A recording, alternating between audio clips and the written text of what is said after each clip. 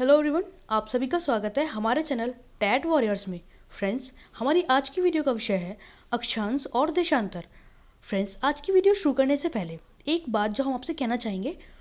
Friends, ऐसा क्यों होता है कि जब भी हम पढ़ाई करते हैं तो वो केवल एग्ज़ाम के डर की वजह से ही करते हैं। फ्रेंड्स, ज़्यादा ज़रूरी है कि हम उस पढ़ाई को एग्ज़ाम के डर से ना करके इस भावना से करें कि आज कुछ नया सीखने को मिलेगा, हमारा ज्ञान बढ़ेगा। तो फ्रेंड्स, ज़्यादा समय ना लेते हुए इसी भावना के साथ हम अपने आज की वीडियो शुरू करते हैं। अगर आपको ये वीडियो पसंद आए तो इस वीडियो को लाइक कीजिए, चैनल को सब्सक्राइब कीजिए। आज का टॉपिक है अक्षांश और देशांतर।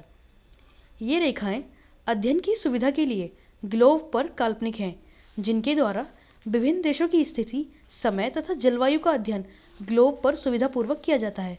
फ्रेंड्स, जिस तरह इन डायग्राम में दिखाया गया है कि इन रेखाओं का एक जाल बना हुआ है, तो ये जो पृथ्वी का नमूना जिसे ग्लोब कहते हैं, उस पर वैज्ञानिकों द्वारा मान ली गई हैं कि ये रेखाएं अध्ययन की सुविधा के लिए अक्षांश और देशांतर, इन दोनों रेखाओं को काल्पनिक रूप से खिंचा हुआ माना गया है, जिसके आधार पर ही विभिन्न देशों की स्थिति, समय, जलवायु आदि का अध्ययन सुविधापूर्वक किया जाता है। फ्रेंड्स, अब ये रेखाएं क्या होती है इसके बारे में जानते हैं। अक्षांश और अक्षांश रेखाएं, ये रेखाएं ग्लोब पर पूर्वी पश्चिमी दिशा में होती हैं। जिस तरह फ्रेंड्स इस डायग्राम में दिखाया गया है, इस डायग्राम में खींची हुई रेखा जहां ई और डब्ल्यू इनका तात्पर्य है पूर्वी और पश्चिमी, इसका तात्पर्य अक्षांश रेखाएं वे रेखाएं हैं जो पूर्वी और पश्चिमी दिशा में खींची होती हैं। इसी प्रकार ये रेखाएं निम्नलिखित हैं, जिनमें सबसे पहली रेखाएं आती है भूमध्य रेखा या विषुवत रेखा। ये रेखा ग्लोब को दो बराबर भागों में बांट देती है। फ्रेंड्स, इस डायग्राम में देखिए, जो 0 डिग्री पर रेखा है भूमध्य रेखा या विषुवत रेखा, इस रेखा को ही विषुवत रेखा कहते हैं क्योंकि ये ग्लोब को दो बराबर भागों में बांट देती है। इसके बाद रेखा आती है हमारी कर्क रेखा, जो 23 से ही 1/2 डिग्री उत्तरी कर्क रेखा कहलाती है।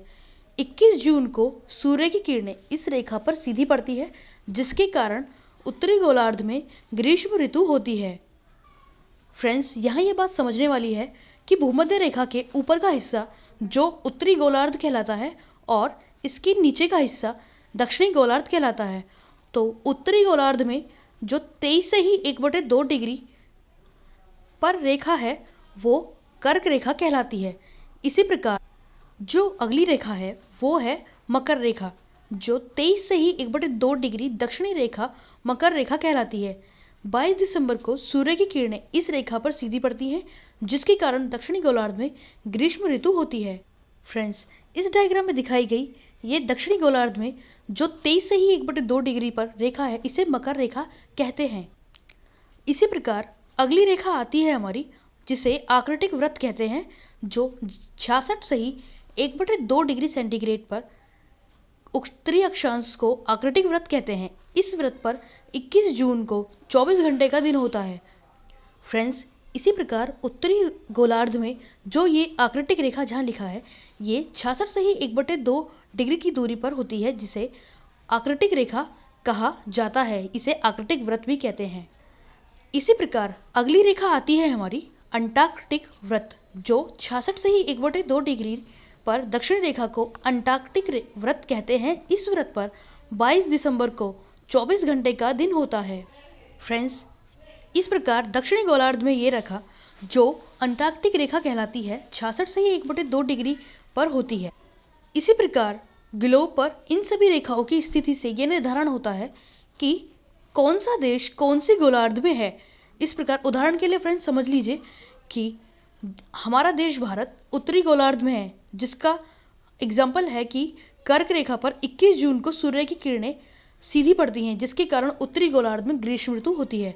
फ्रेंड्स, इन रेखाओं के द्वारा ही हमारे सभी विश्व में जो जितने भी देश हैं, उन सभी देश की जलवायु, उन सभी देश में क्या मौसम होने वाला है और उन सभी देशों की स्थिति का भी निर्धारण किया जाता है। इसी प्रकार आगे आता है हमारा देशांतर तथा देशांतर रेखाएं।